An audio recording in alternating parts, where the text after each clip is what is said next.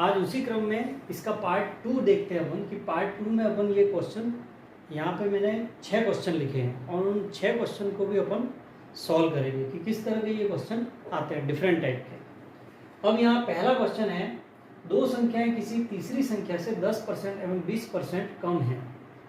जैसे मान लो अपने दो संख्याएं हैं, तो यहाँ पे लिखा है कि दो संख्या किसी तीसरी संख्या से 10% और 20% लगातार कम, तो तीसरी संख्या यहाँ पे ये आ गई।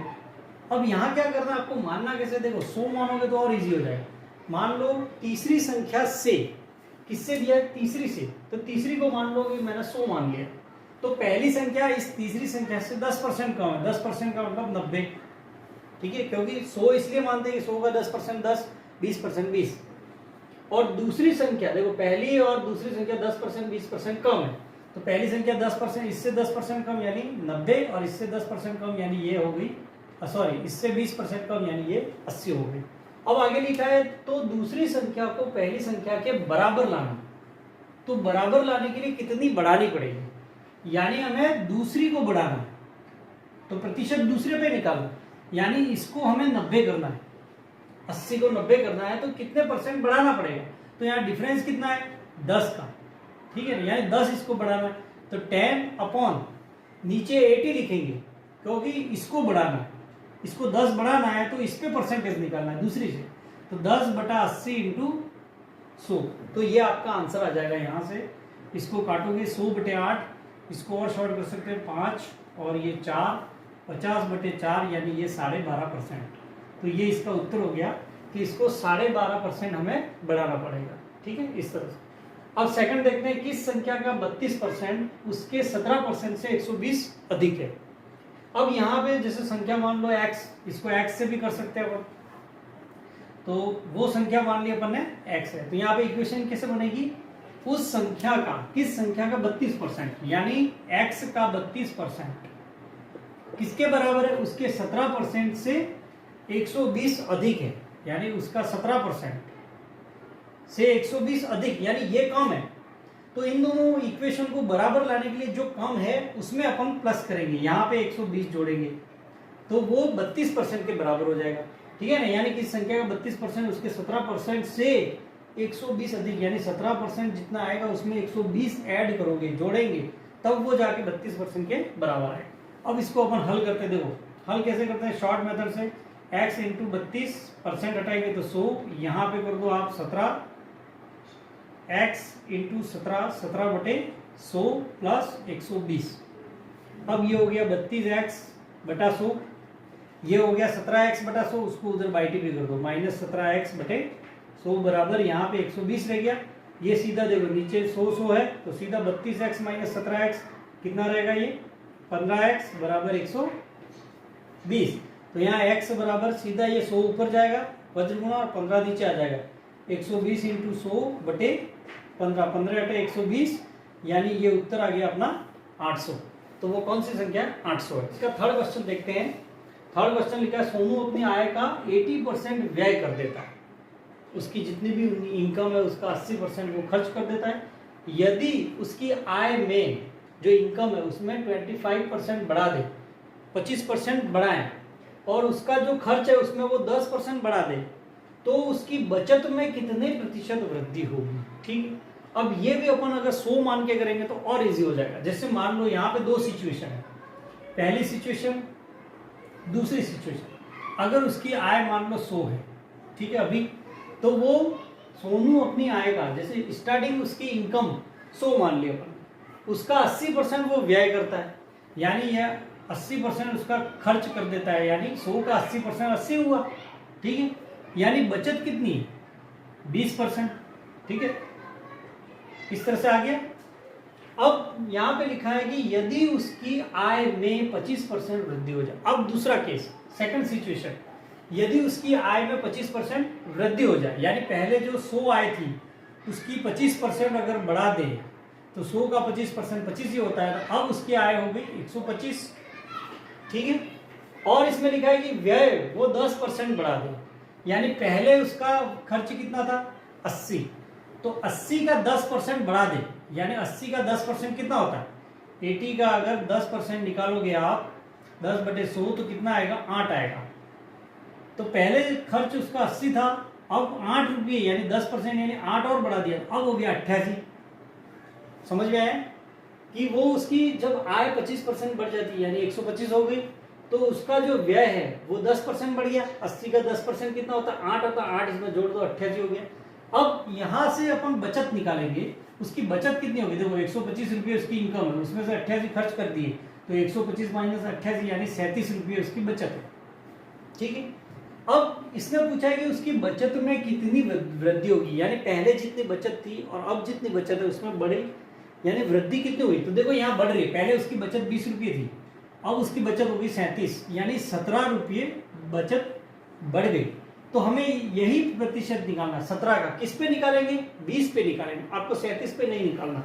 ठीक है ना, तो बचत बटे प्रारंभिक मूल्य, प्रारंभिक बचत कितनी थी, 20 इंटू 100, तो ये 5 से गुणा कर देंगे, 17 5 85, तो उसकी बचत कितनी हो जाएगी, 85%, क्योंकि ये पूरा परसेंट का ही है, क्योंकि 100% को अपन ने 100 मान लिया। ठीक है, तो ये जो आंसर आएगा वो परसेंटेज में ही आंसर सीधा आपके आ जाएगा। ठीक है, अब आगे देखते हैं। देखो नेक्स्ट क्वेश्चन है, ए बी सी 3 छात्र हैं, ए को बी से 36% कम और सी से 16% ज्यादा अंक मिले।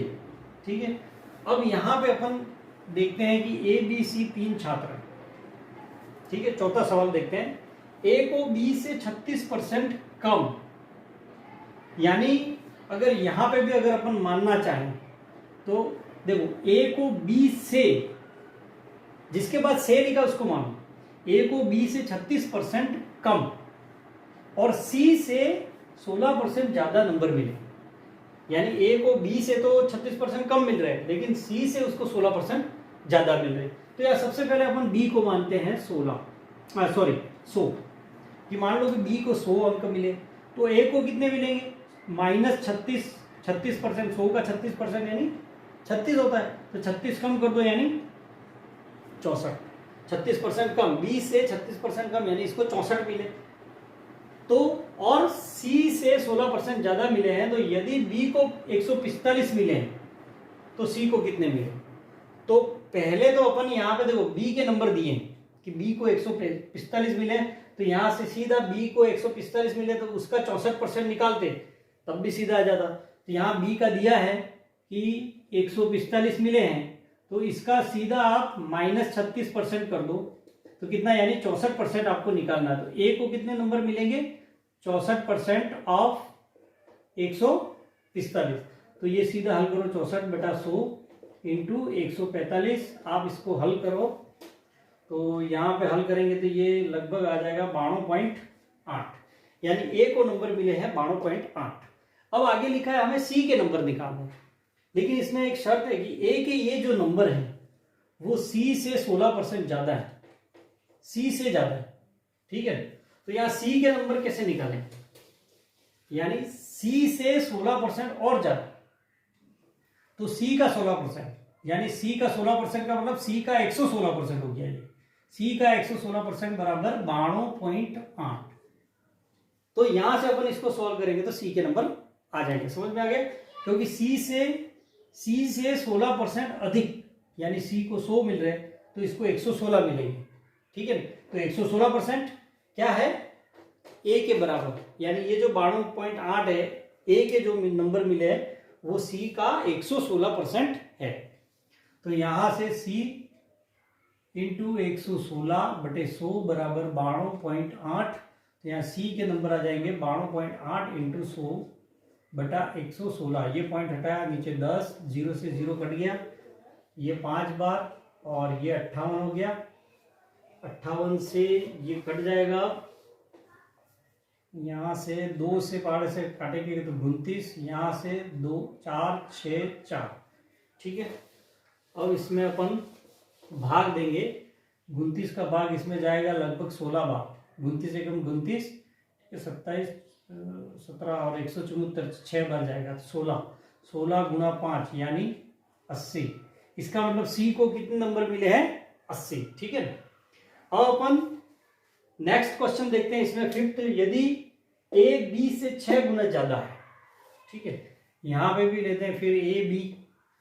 ए जो है वो बी से 6 गुना ज्यादा है, बी से 6 गुना, यानी बी अगर 100 है तो बी से 6 गुना ज्यादा ए है, तो इसका 6 गुना यानी 6 का गुना, ये कितना हो गया 600, ठीक है ना। तो बी ए से कितने परसेंट कम है। अब यहां ध्यान रखने वाली बात है ए से, यानी ए पर प्रतिशत निकालना हमें कभी भी, कि बी जो है वो ए से कितना परसेंट कम है। तो यहां कमी कितनी है, देखो ए से ये बी कितना कम है, 500 कम है, अगर इन दोनों का डिफरेंस निकाला अपन, ठीक है ना। पहले अपन ने बी को 100 माना, तो ये इसका 6 गुना 600 हो गया, दोनों का डिफरेंस आ रहा 500, ठीक है। यानी ये जो बी है वो ए से 500 कम है। अब 500 कितना प्रतिशत होता है, किस पे निकालेंगे अपन, 600 पे निकालेंगे। किस पे निकालना है, 600 पे, क्योंकि यहां लिखा है ए से कितना प्रतिशत कम है।